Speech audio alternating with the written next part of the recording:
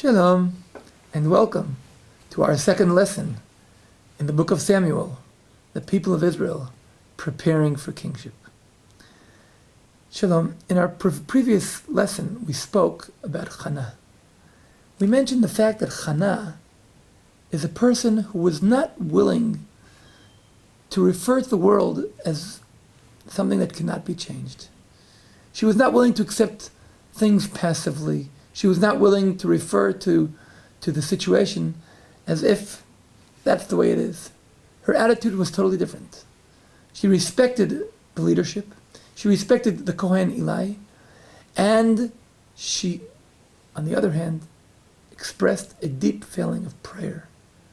Talking to God, genuinely. Talking to God from the bottom of her heart. And expressing her feeling. On the one hand, talking to Hashem and saying, this is what I'm feeling. Please change the situation. She added to that a vow that if Hashem would give her her request, she would bring him to the house of Hashem, to be a servant of Hashem. She refers to herself as a servant to God. She refers to the high priest there as a leader, as representing God in the world. And she is there expressing a prayer from the bottom of her heart. At the end of chapter 1, God actually accepts her prayer. And she brings the son, and she comes up with the son with her, and she brings him to Hashem. And the verse 26 of chapter 1, she says, Atomer biaduni, she said, please, my master, by your life, my master, I am the woman who was standing by you here, praying to the Lord, Hashem. This is the child that I prayed for. The Lord granted me my request that I asked for him. I have also dedicated him to the Lord all the days that he lives. He is dedicated to Hashem. Then he prostrated himself to Hashem. It's interesting, the final words of this chapter is Vayishtachu Sham LaHashem. The chapter began with they were going up, Ve'alah ha'ishahu me'iro miyamim yamima. The man would go up, would ascend to the city of Shilo from his city, and he would go there li'ishtachavot, to prostrate. And the story ends with he prostrated to Hashem. The only question is, who prostrated to Hashem? In this verse, we don't know. It could be the boy, Shmuel, it could be Eli, and it could be Elkanah, because the story refers to they were coming to the Mishkan, and they went to the Mishkan, and they come there, and she speaks, and she explains this is the son, and he bows down to Hashem.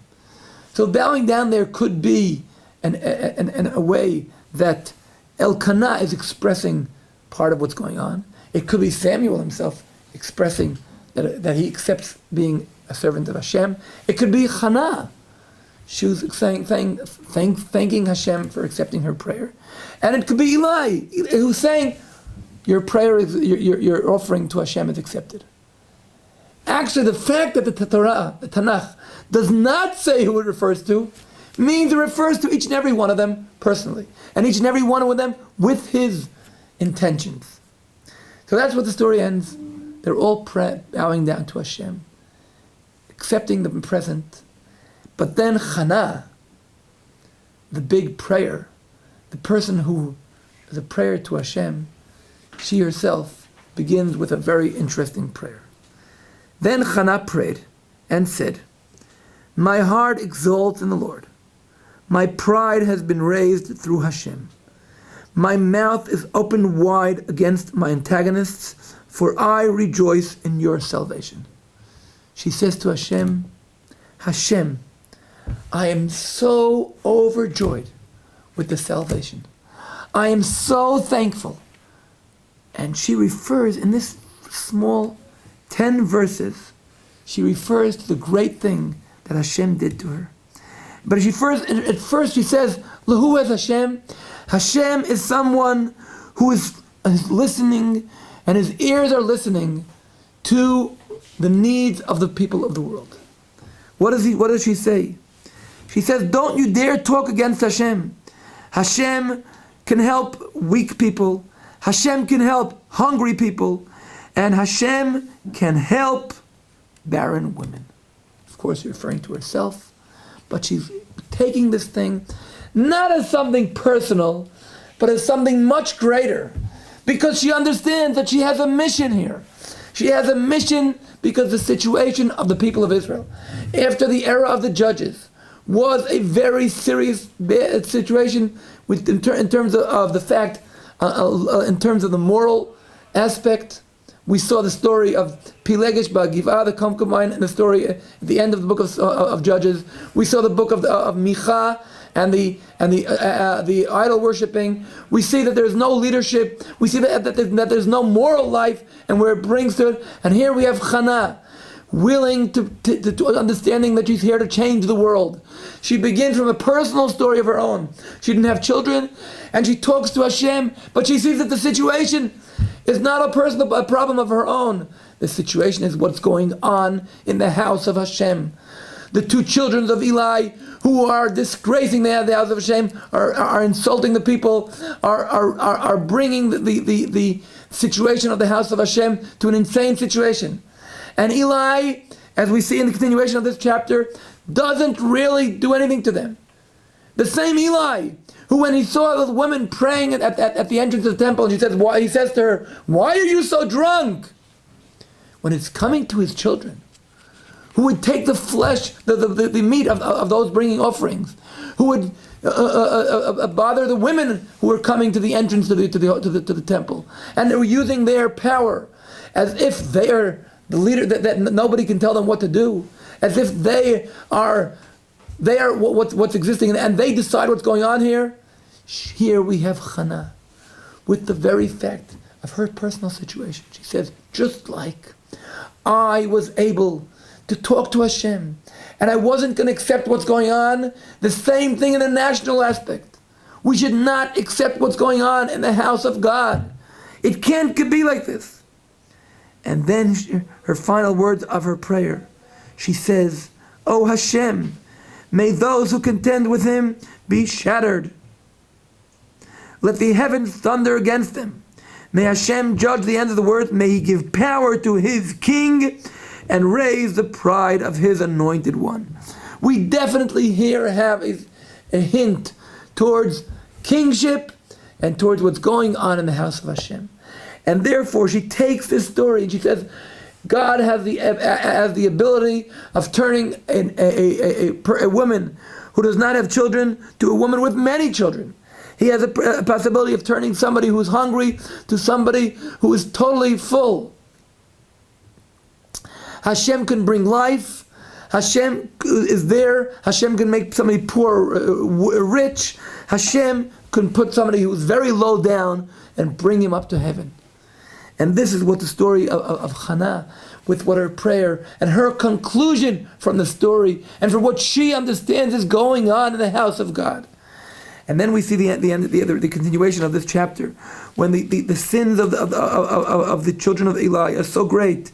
In verse 17, the sin of the attendants was very great before Hashem, because they had disgraced the offerings of Hashem. And Shmuel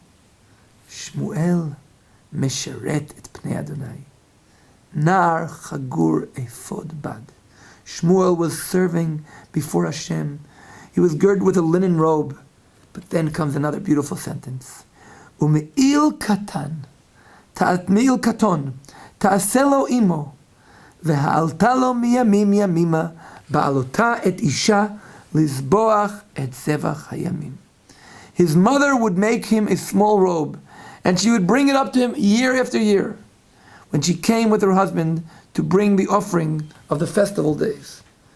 Here we see that Hanna, she gave her son to worship Hashem. She said, my son will be a servant of Hashem. She brings her son as a servant of Hashem, and she brings him not using the word she used in the previous chapter, Vatidor Neder. She makes a vow. The word she uses is Sha'ul Hashem. She's borrowing him to Hashem.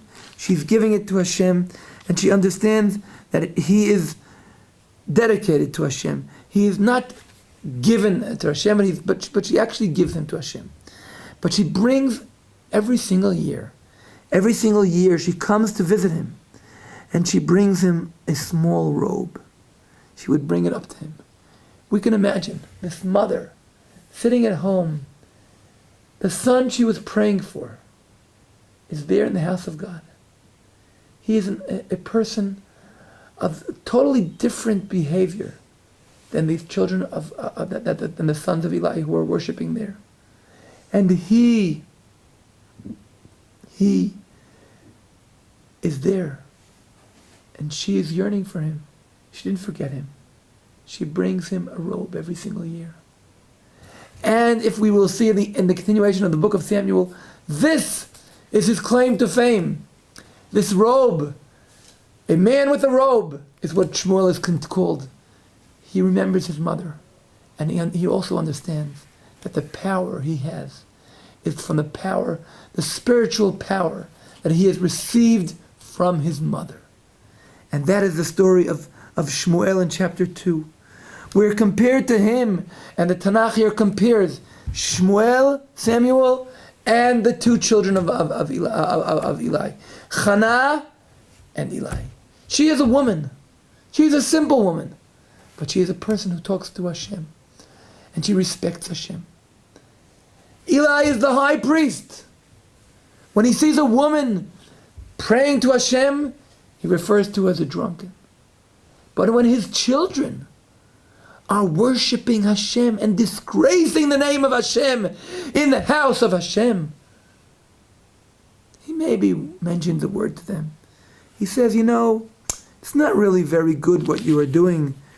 If we recall, we're in chapter 1, where when it says that he would tell them, it's not very good. And I'm sorry.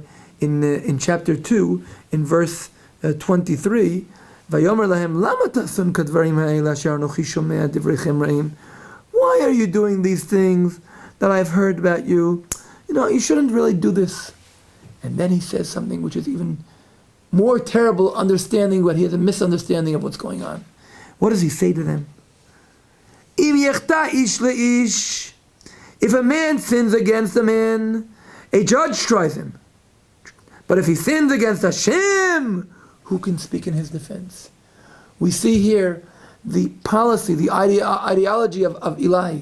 It's worse to misbehave towards Hashem than it is to misbehave between humans. And we know that the entire Torah is based on a different oral foundation. We know that the entire Torah is based on a totally different infrastructure. That a relationship between man and man is different, and is something that with Hashem we can get along. From man to man you can't. At the end, what happens is Hashem gives her more children. Fakad Adonai et Hanna, vatar vateled shlosha banim. She has another 3 boys and 2 girls. Vayigdal hanar Shmuel im Hashem. And the child, Samuel, continues to grow and improve with Hashem and with people. Samuel, who is here representing the values that he was received in his house from his mother Hanna. And he is both with Hashem and with people. We have comparing here Eli and Hanna, Eli's children and Hanna's children.